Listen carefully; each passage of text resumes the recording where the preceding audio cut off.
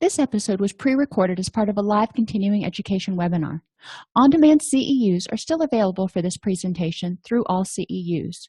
Register at allceus.com/counselor toolbox.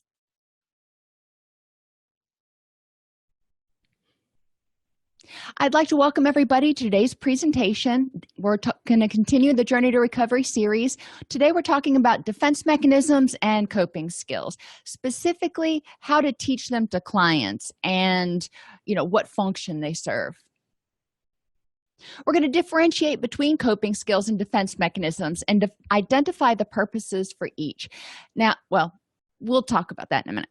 Explore common defense mechanisms and how they can assist as well as hinder treatment. So defense mechanisms are not bad. They're useful. It's just, like anything, in excess, they can be problematic. We'll identify cognitive, physical, environmental, and interpersonal coping skills and explore how to teach these concepts via individual and group activities. So defense mechanisms are behaviors designed to protect you from a threat until it can be dealt with in some way, shape, or form. So, and this is one thing that just kind of gets under my skin when I look at a lot of these lists of coping skills online. A lot of them are defense mechanisms. A lot of them are things that are meant to distract the person, to help them get in their wise mind or whatever, but they don't actually do anything to address the situation.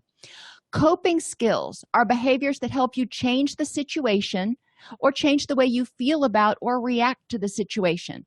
When something happens, you pretty much have three choices. You can change it, you can change the way you feel about it, or you can continue to feel the way you feel right then. But there aren't really a lot of other options.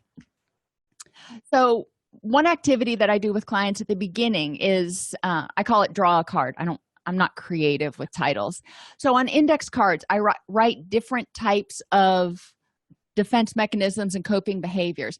And I have clients draw a card, after I've given them this little intro, and identify if it's a coping strategy or a defense strategy and explain their choice. Now, if you've got clients who don't like being put kind of on the hot seat, you can break them up into groups. So you have team 1 and team 2. And that team 1 can draw a card, and they are trying to decide whether this behavior on the card is an example of something that helps protect you from a threat until it can be dealt with, or helps you change the situation or change the way you feel about it or react to a situation. So then they can talk among themselves, decide whether it's a coping or defense mechanism, and then present the answer. And then the other team has a chance to challenge if they disagree. So that's one way to get them really starting to think about, am I dealing with things, or am I just pushing them away and avoiding them? Now, sometimes, changing the way you react to a situation means saying, what, this isn't worth my effort. But that has to be a conscious choice at that point. So, bringing out the cheerleader, we're going to talk about defense mechanisms.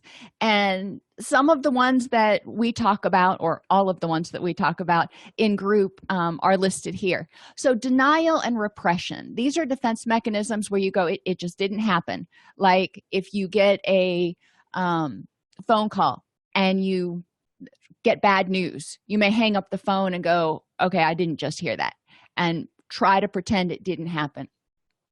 Repression is when you take something that happened and you push it away. You just lock it up somewhere because you don't want to deal with it right now. It's just too overwhelming, can't deal with it. So when I go through these defense mechanisms, I give people a handout that describes them, so our visual learners have something to look at.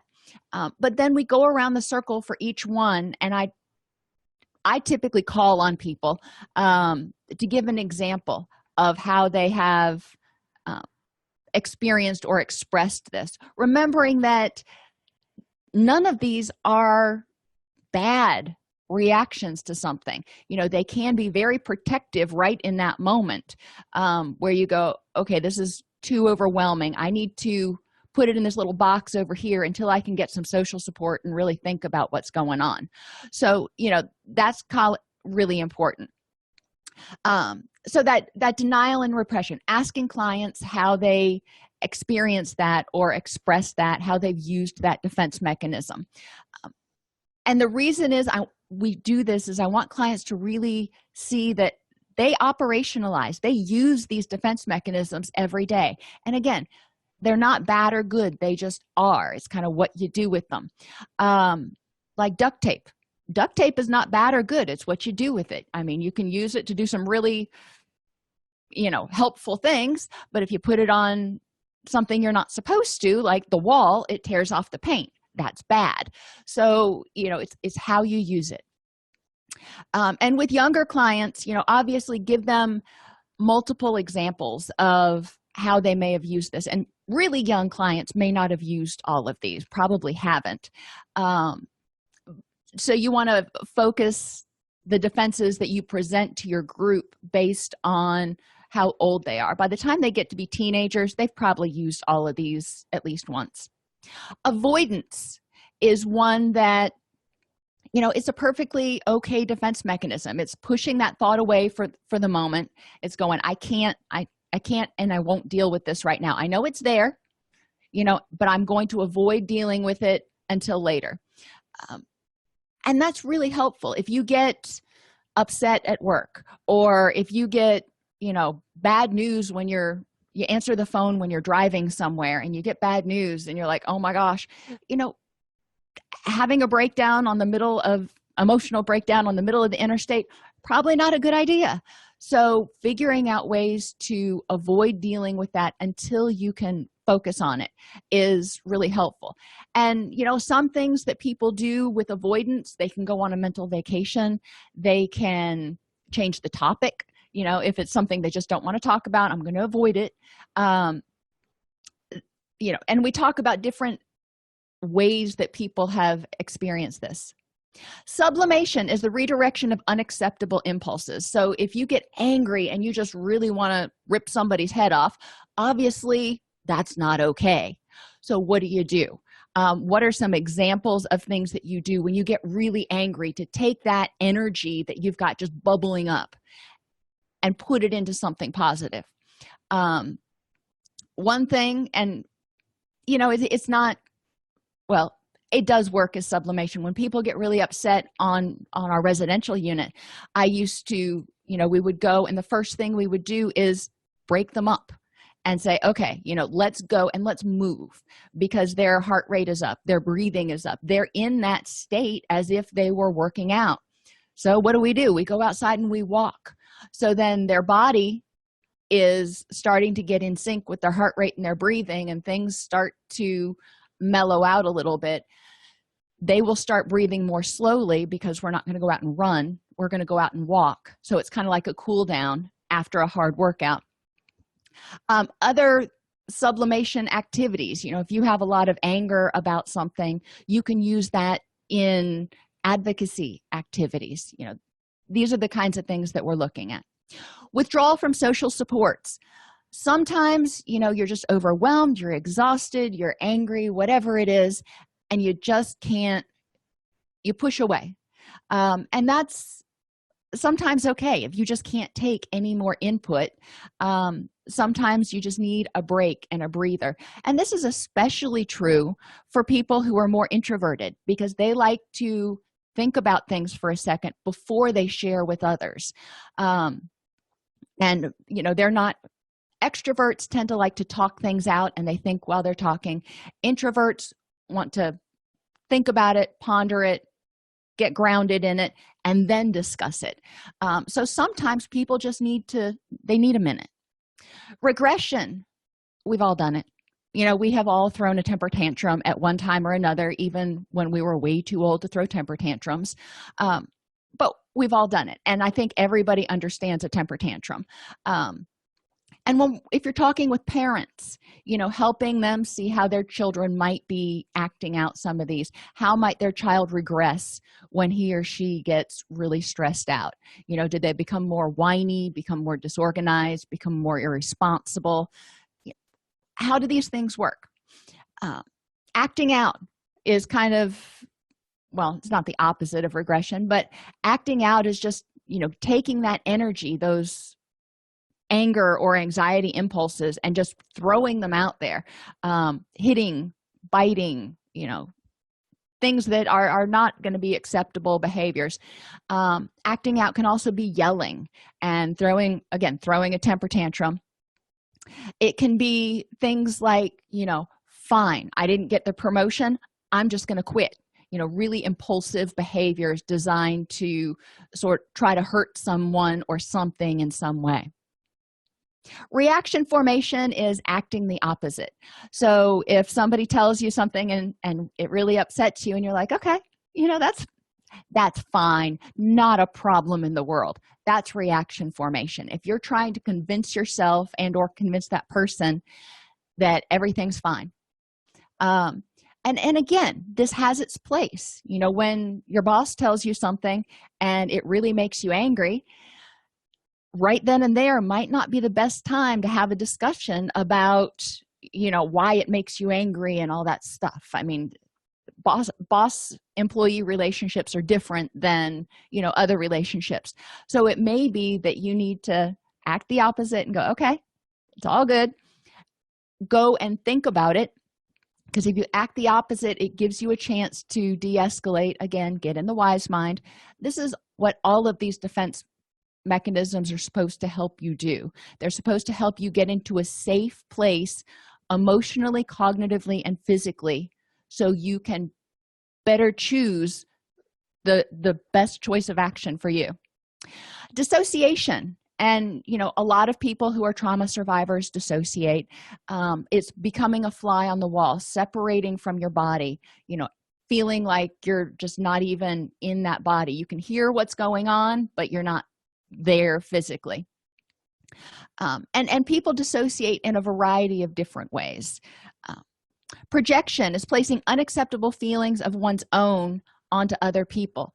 So if I feel that somebody is very, very judgmental, maybe it's because I'm being very, very judgmental. So projection is taking anger or unpleasant feelings or thoughts and attributing them to someone else.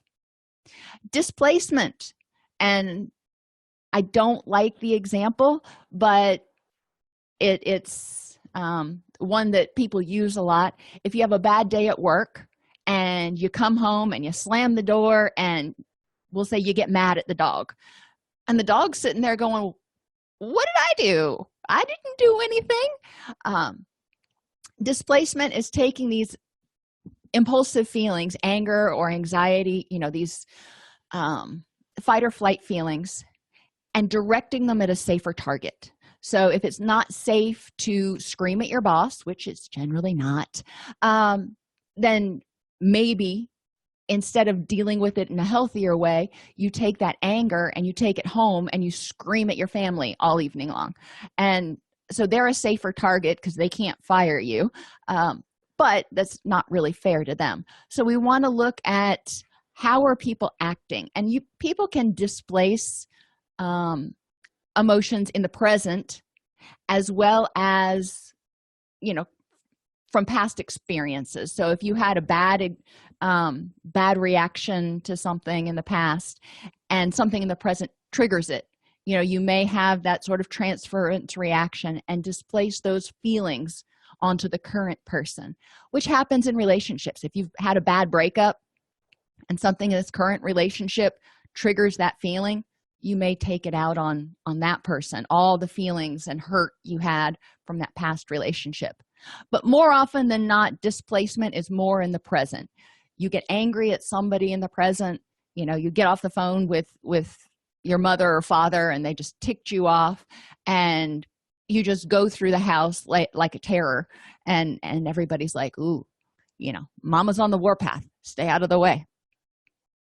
And splitting, viewing events as all good or all bad, which we remember a lot of young children, cognitively, that's where they're at. They're not using it as a defense mechanism. They just don't see that middle ground yet. They don't have enough experiences. They don't have the ability to think abstractly. But viewing events as all good or all bad as adults maintains an us-them philosophy or us them stance. So it can be seen as being protective. Us, the employees, the laborers, are defending ourselves against you big bad management, or us, whoever, the children in the household, are angry at you, the parent. We all see you as the bad one. You're the parent, you're the bad guy. So looking at splitting, and again, sometimes we do it. We see things as all good or all bad, and encouraging people to figure out how to find that middle ground. Yes, this sounds horrible. What's the potential contrary argument? It's not necessarily the truth, but what is the potential balancing argument to it? So these are things that we go through and we talk about, and sometimes we can talk about ways that people have seen this if don't feel like they've ever done the defense mechanism, if they've seen somebody else do it, or if they've seen it on TV. What kind of examples? Another thing that you can do, and it takes more time, obviously this is like a homework assignment, but if people like to watch a lot of dramas, I'm old, so I think of things like ER and Grey's Anatomy and things like that, but watching those shows and identifying examples of these defense mechanisms, and you can give each person in the group one defense mechanism and have them, when they're watching TV over the week, or interacting with people, identify 3 examples of how somebody used that, how people used that defense mechanism. So they start becoming more aware of defense mechanisms. Other defenses that I see people use, and again, they can be very helpful. So a lot of the accepts activities for dialectical behavior therapy, doing other activities. Something upsets you, you're like, okay, I'm going to get out and I'm going to go on a walk, or I'm going to go shopping, or whatever. You're not changing whatever it was that made you upset. You're just getting away from it for a minute. Opposite sensations, in DBT, there's one activity that they suggest putting your face in a bowl of ice water because your facial nerves are really, really sensitive. I tend to hold blocks of ice or pieces of ice if I'm trying to distract myself from something. Or you can go and take a cold shower. I'm not one of those who really likes a lot of pain, so a little bit of a sensation is enough to distract me. Pushing away the thoughts. And I encourage clients to use their hands when they think about it. I've had things come up that I couldn't get an answer to right away, and they were worrying me, and I knew there was no good reason or no productive reason to just sit there and fret about it. So I would push it away. No, I'm not going to think about that right now. It helps me to use the hand. I don't know why. Making a gratitude list. Again, that doesn't change the things that are making you upset at that moment, but it can get you in a different mind space. Now, you might argue that if something bad is going on in your life and you make a gratitude list, it shows you all the things that are going right, so it can help you react differently. Either way, which is why when we do the drawing card activity, there's room for argument about whether something's a defense mechanism or a coping skill. Read a book or go on a walk. Those are 2 other things that generally don't do anything to fix the problem, but they get you out of that mental and physical space for a moment, so you can get more into your wise mind. So after we go through those activities, I ask clients, okay, we've all done these defense mechanisms, and I've said they're neither good nor bad. So how can they reduce stress and unhappiness? And that's the easy one to answer, because it takes your mind off it. It makes it go away at some version of that. But then I ask, how can they increase stress and unhappiness? Why don't you want to just use these? And ultimately, I'm wanting them to get to the point or get to the understanding that if they just defend things, all they're doing is filling up their proverbial closet with skeletons. And eventually they're not going to be able to get the door closed, or, the floor is going to fall out. So it's important for them. Another metaphor I use is a pressure cooker. It's going to get progressively hot, and if it gets too hot, the top's going to blow off. So everything that they defend against is like turning up the pressure cooker a degree, and eventually it's going to get too hot. So we want to turn down the temperature, whatever metaphor your people like. And with kids, with defense mechanisms, you can do it in terms of water. You can put a container on the desk, and you can fill it. Each problem that they defend against is a half a cup of water, and so we just keep adding those, and eventually, if they're not dealing with any of them and removing the water, eventually that container is going to overflow, and that's when they start feeling really stressed and unhappy. So activities that they can do: act it out. They can act out different defense mechanisms after you've talked about them, if you want to do it that way, or give an example of a time is the other one that we already talked about. Okay, so defense mechanisms are there. They help us get into our wise mind. They give us a break until we can get into a place where we are emotionally, physically, cognitively safe to deal with the issue. Then we move into coping. This problem is still here. It didn't just spontaneously go away. So how do we deal with it? So A, B, C, D, E. And the DE that people forget about a lot is the dispute and evaluate. So activating event, what happened? And I always start out with getting cut off in traffic, because we've all gotten cut off in traffic and it irritates most people. So this is one that most people can relate to. If you're talking to younger kids, use something that is appropriate to them. For example, the activating event, you see that one of your classmates is cheating on a test. What are the consequences of that action? You get upset, and it's unfair. You get angry, whatever. So, but in between that, when that happens and you get upset, your brain has gone through these beliefs.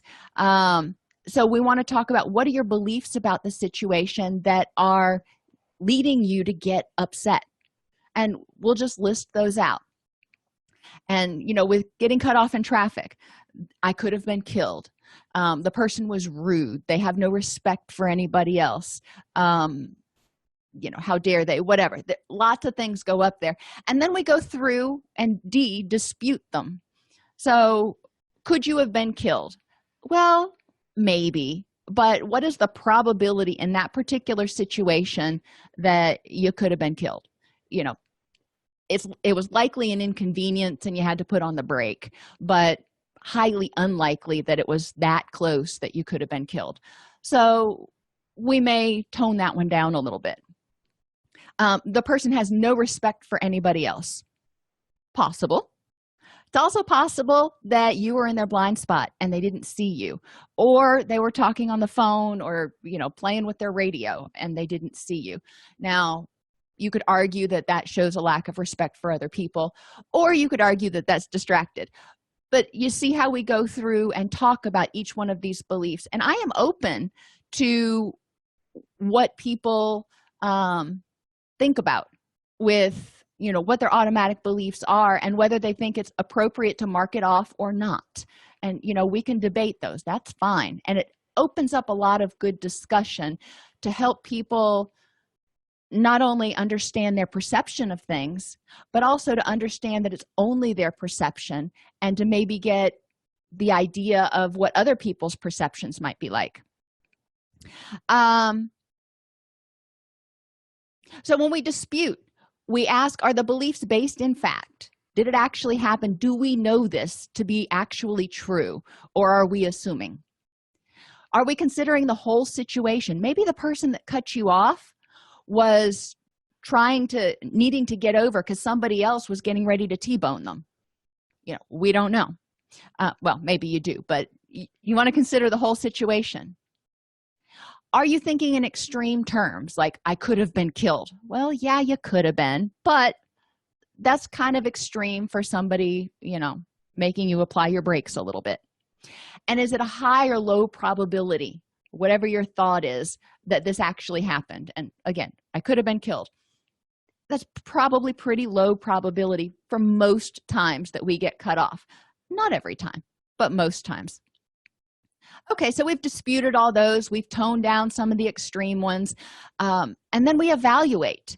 And we look back to helping people be authentic and use their energy to move towards their goals. So does getting upset over this, is this a good use of your energy? Does that help you get towards your goals?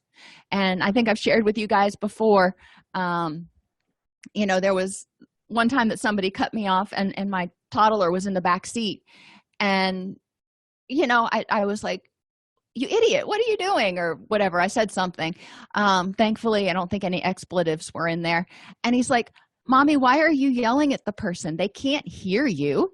I'm like, yeah, you're right. They can't hear me. It doesn't do any good. But it's important to recognize that sometimes we just exert an extreme amount of energy on things that either we have no control over or are irrelevant to our goals. Maybe we could control them, but is it worth the energy, or is your energy better spent focusing on something else that'll help you get closer to your goals? Let's see. In situations where clients are able to back up their belief with facts, well, then by all means, that belief is accurate. And, let's hold on to that belief because it was accurate. And so we're not going to dispute that. We move down to the evaluation and, maybe something happened with their friend. They got into a huge fight and they're really upset about it now. Maybe whatever they got upset over was very real and, whatever.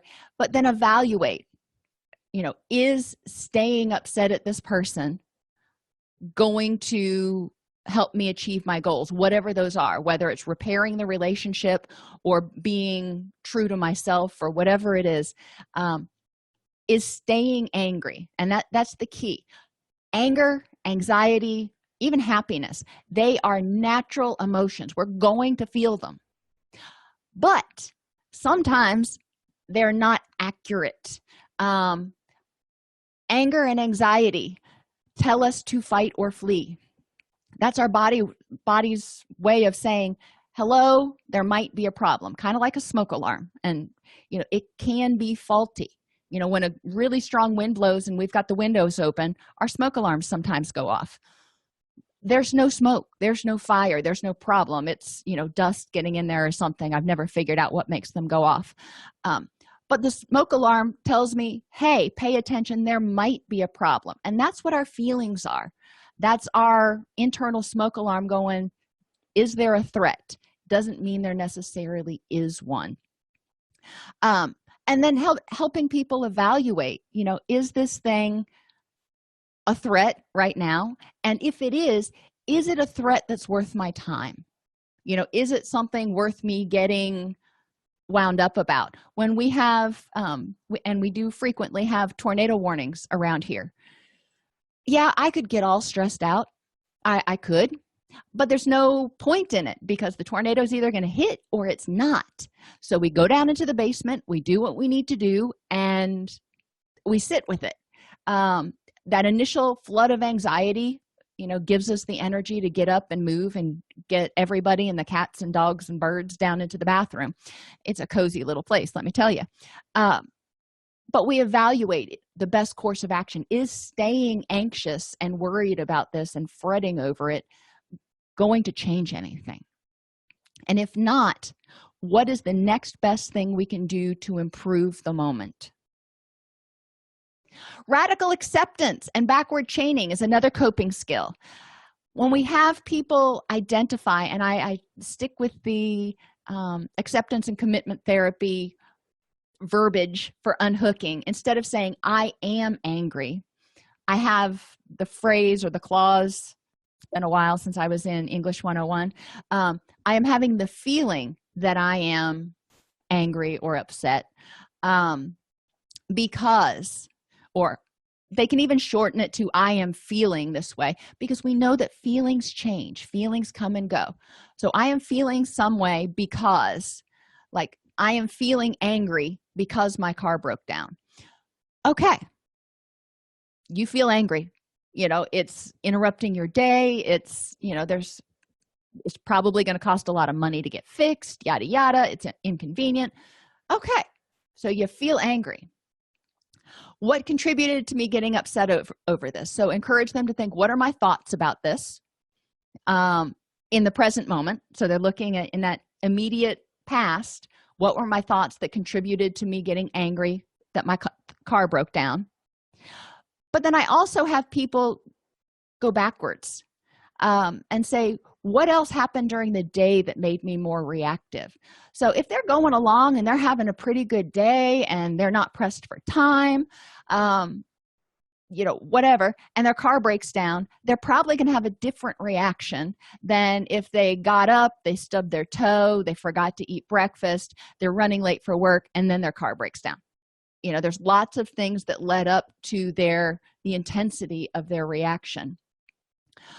But the first part, the radical acceptance, I am feeling this particular way because it is what it is. I am mindful, I'm aware, that's the way it is right now. So then let's look at what contributed to it, and then what can we do about it?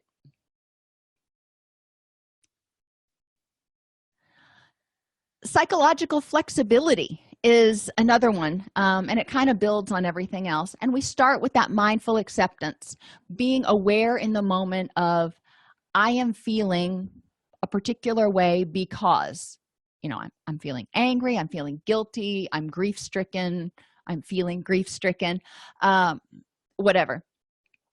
All right, that's how you feel in this moment. Now, what can you do? You take a breath, you kind of step back from it and go, okay, this is the situation going on, almost like you're watching it on a TV. This is the situation going on. These are my goals and dreams. These are the things that are important to me. So, given where I'm at right now, what's the next most logical step, most logical thing to do, to think, in order to move towards those things that are important to me?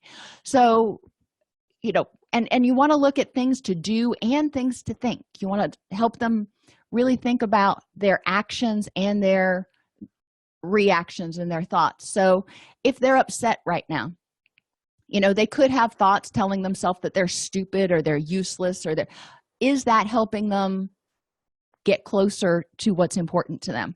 Probably not. Beating yourself up is just, not usually a really effective use of energy. When you feel guilty over something, you feel guilty. It hurts for a second. But beating yourself up isn't going to change what you did or didn't do. If you feel guilty, then you decide, okay, what do I need to do to fix the situation, or to learn from it and not do it again, or to, figure out how I feel about it. So I give people some examples when we're working with this. And for mindful acceptance, I'll just start out and I'll go, okay, give me a time that you felt guilty about something. And we'll talk about that. I always have, 5 or 6 things in my back pocket, just in case nobody wants to share an example of something, which is rare, but every once in a while you get one of those groups that's kind of like pulling teeth to get them to share. But mindful acceptance can help them see what's important. I remember, and it's not a wildly difficult concept to get.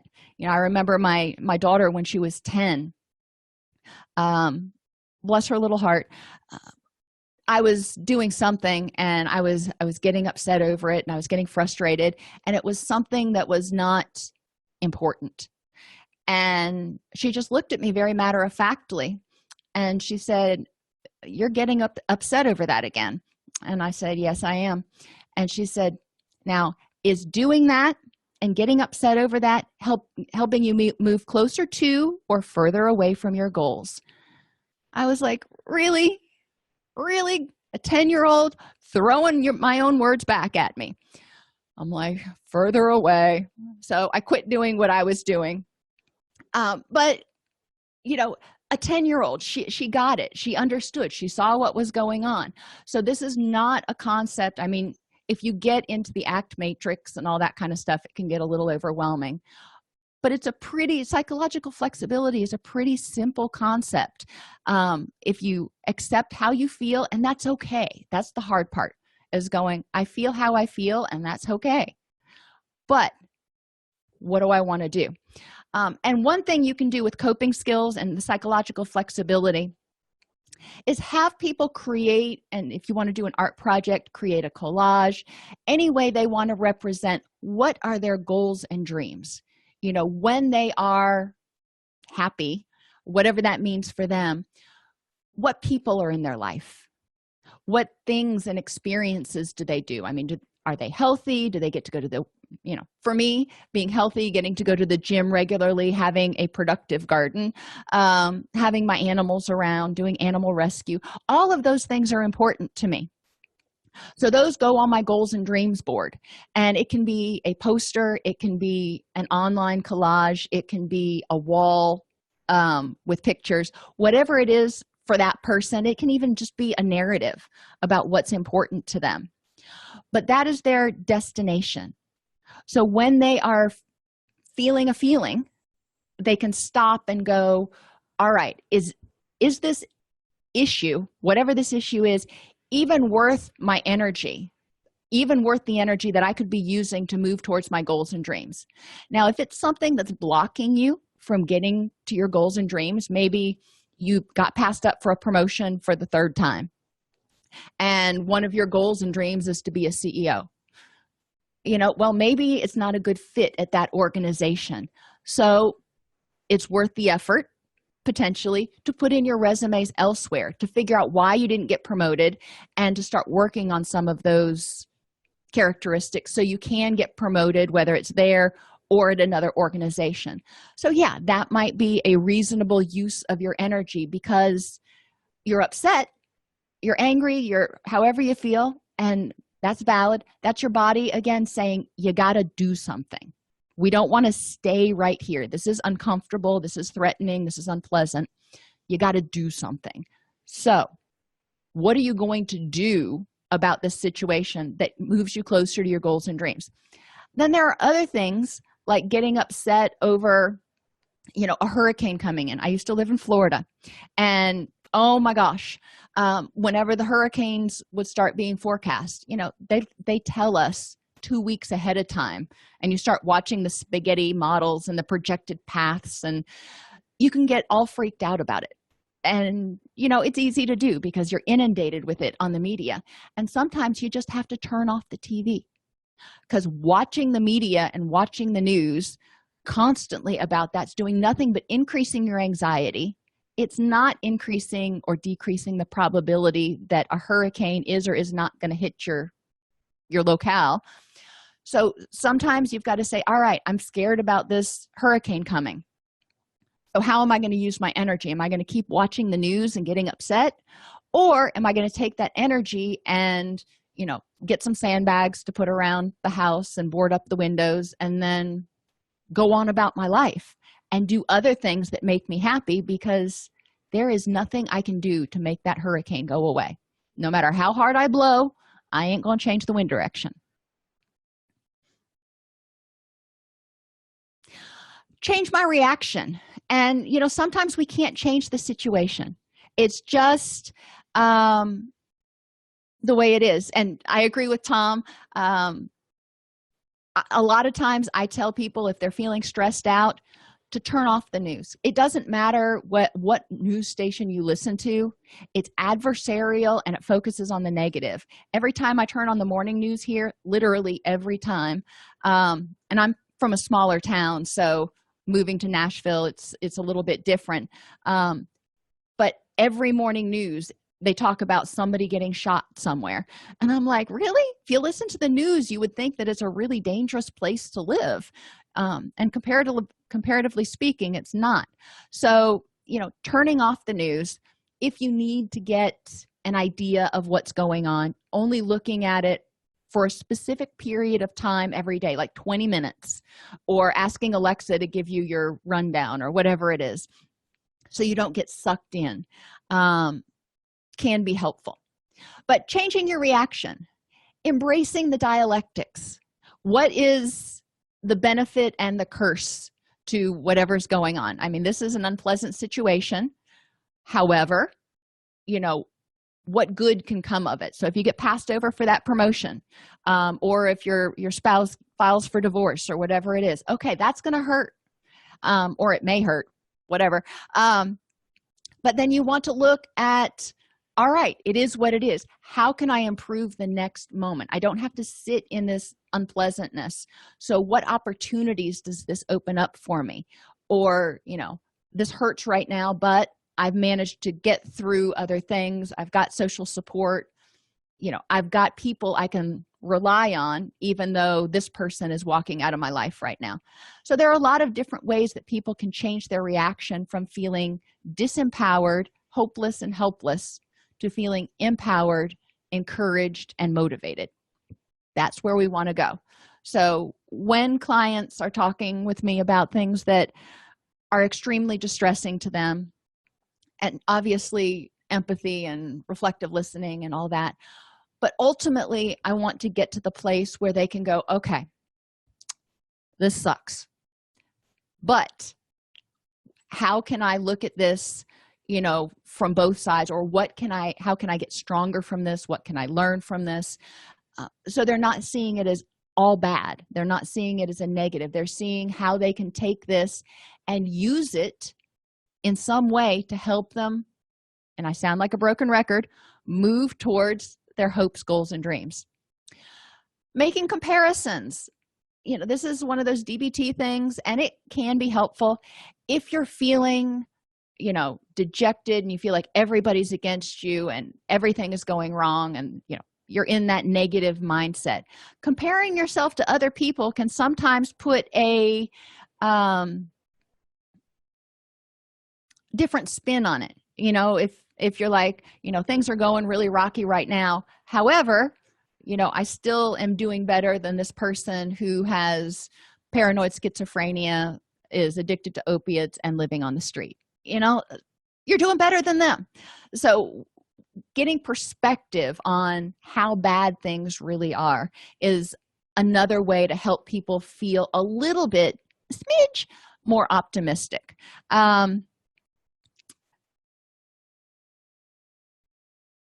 Some people, Lacey points out that some people journal, and that's definitely something you can do to take a look at what's going on. And actually, that's one of the ones we'll get to, but I'll jump down to it now.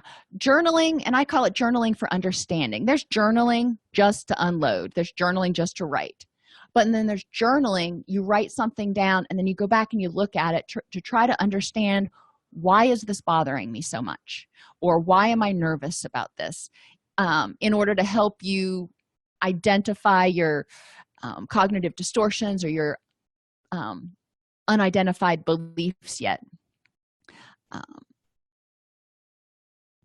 And yes, when you're doing any of these, whether you're embracing dialectics or using comparisons, using as you put it, Sarah, it could be worse perspective, could make people feel like they shouldn't be upset because the situation could be worse, which is why, it's important to start by focusing on how they feel and empathizing and go, yes, you feel how you feel.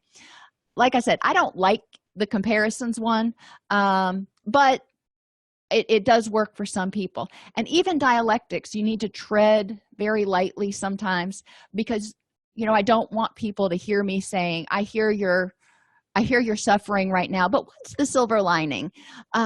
Because that's very invalidating sometimes. So, definitely using these techniques when they are most helpful. We want to help people get out of their emotional mind. We want to validate how they're feeling, help them get into their more logical, wise mind, and then say, okay, what are the facts? Let's look at what's going on here. Shifting or having opposite thoughts.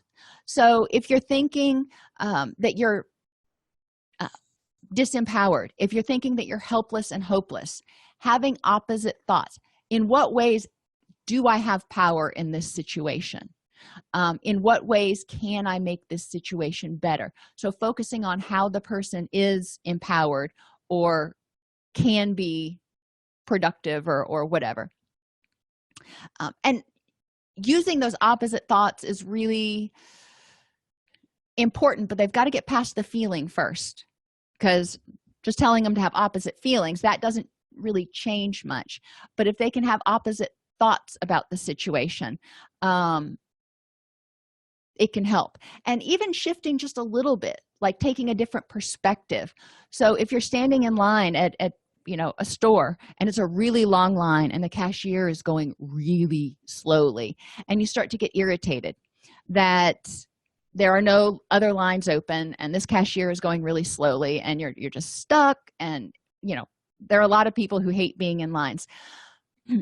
You can get angry at the cashier, you can get angry at the store, probably not going to do a lot of good.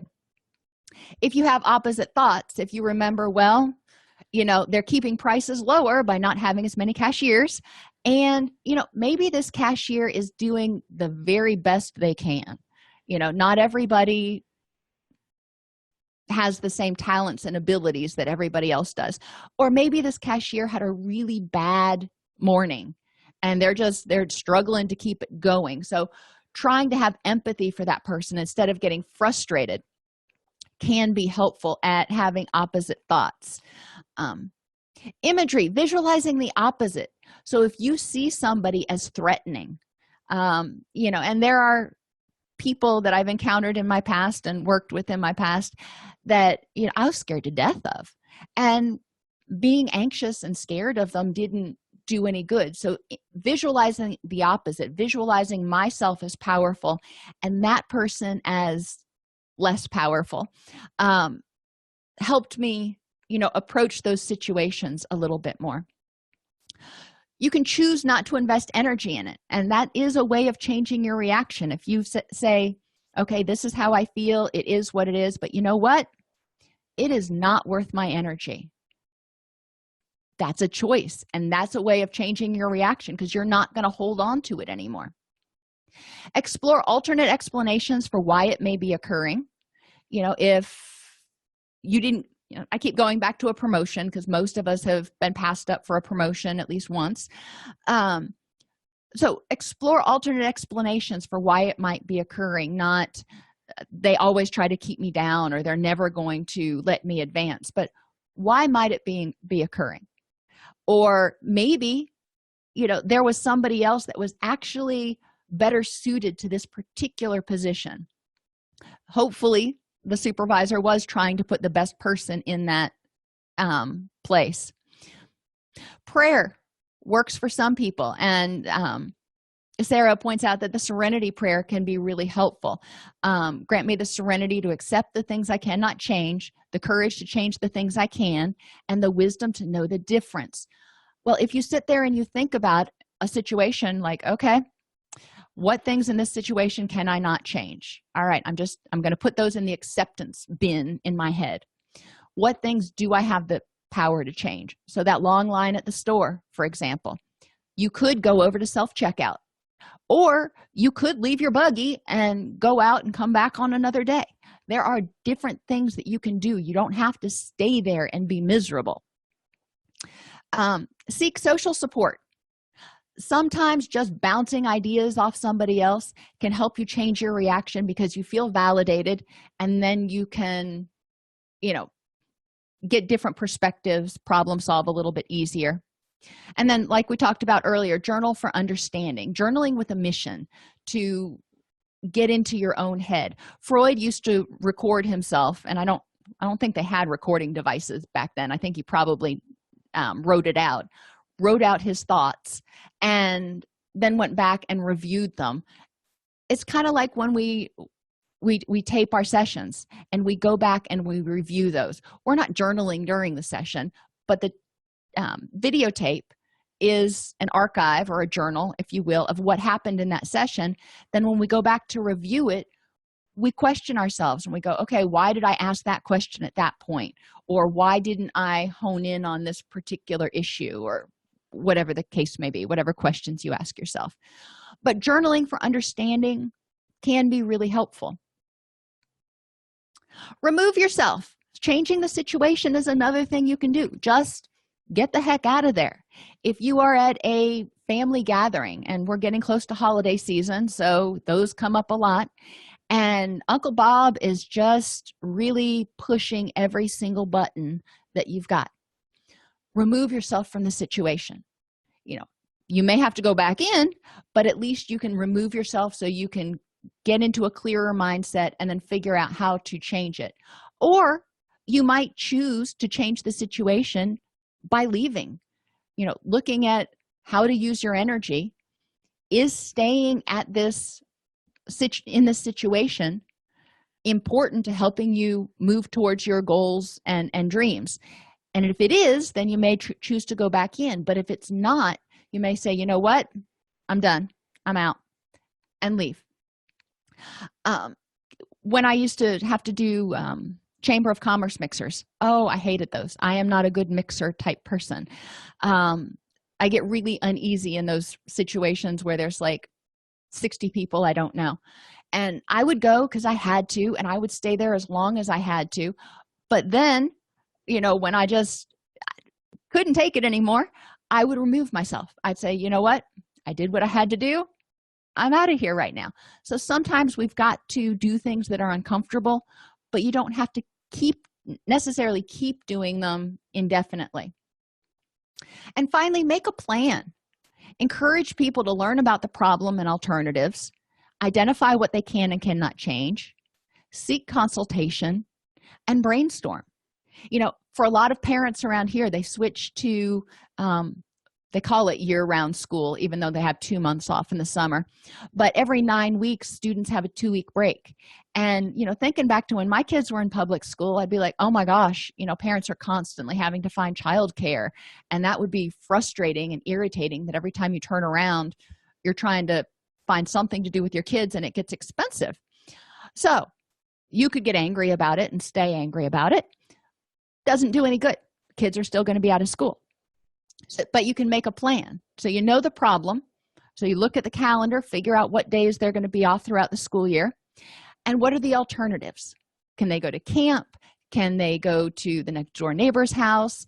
Can you alternate, what friend's house they go to? So everybody, every parent ends up taking a day off instead of having to take the entire 2-week period off, whatever.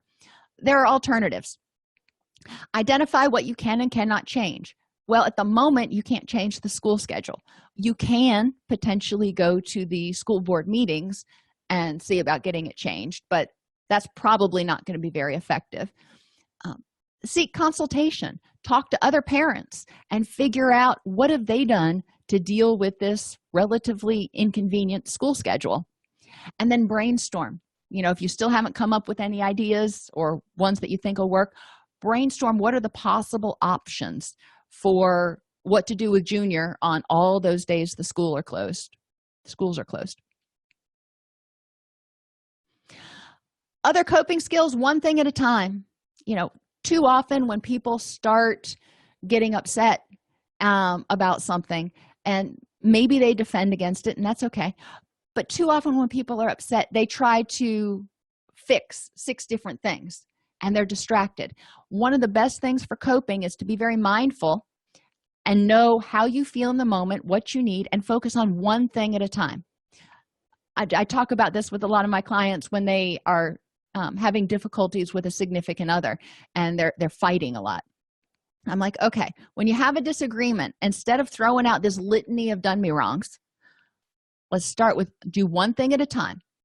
Talk about it, work on it, until it's resolved or finished, and then move on to the next thing. If you just unload 17 things on somebody, they're going to feel overwhelmed, you're going to feel overwhelmed, and nothing's probably going to get completely resolved. Mindfulness, encouraging people to be aware of how they feel and what they need and want. And getting encouragement. Sometimes this is one of the best coping skills, because getting somebody that's there to just cheerlead you on as you're using some of those other coping skills, somebody that goes, you got this, I'm here, you can bounce things off me, whatever you need to do, but you got this. Sometimes that helps people feel more empowered because they feel like they've got the wind at their back. Coping and defense activity. I've made a board game, and it's crude in terms of what it looks like, but it does the job. On this board game, people roll the dice to advance. It's kind of like, you can use Candyland or any of those board games if you don't want to make your own. They roll the dice to advance. Whenever they get to their landing spot, they pick a card. There are 3 types of cards. One of the cards is the healthy use of a defense, and each card has a scenario on it.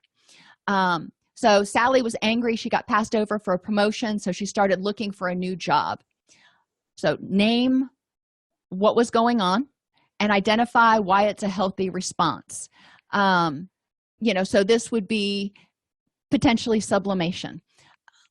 And you don't necessarily need to have them name it if you don't want to get all fired up in that, but identify why it's a healthy response. Okay, if they do that, then great. Then they get to move forward 1 space.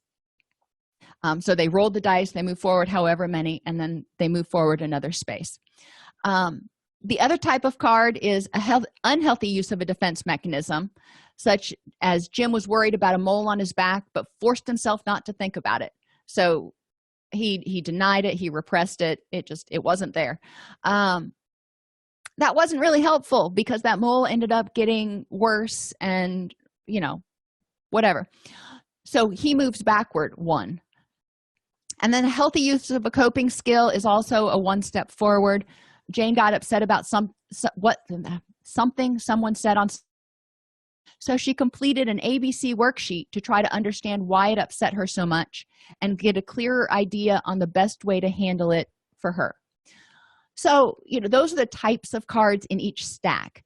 And then the group just keeps going through those until one person ends up at the winning place. It's simplistic, but it does help people move or integrate these ideas.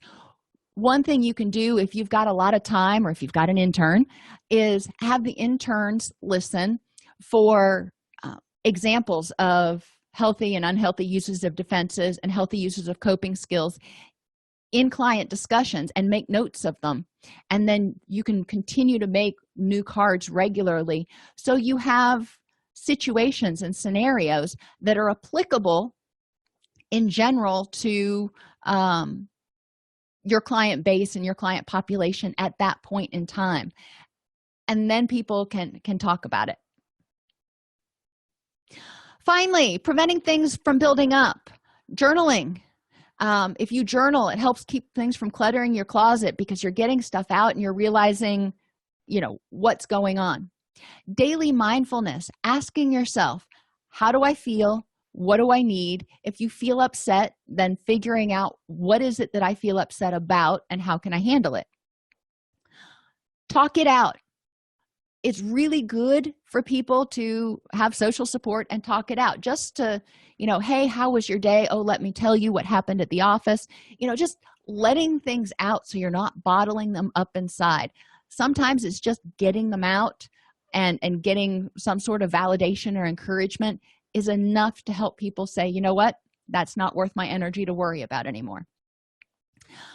Any other defense mechanisms, coping skills, or prevention techniques that you can think of?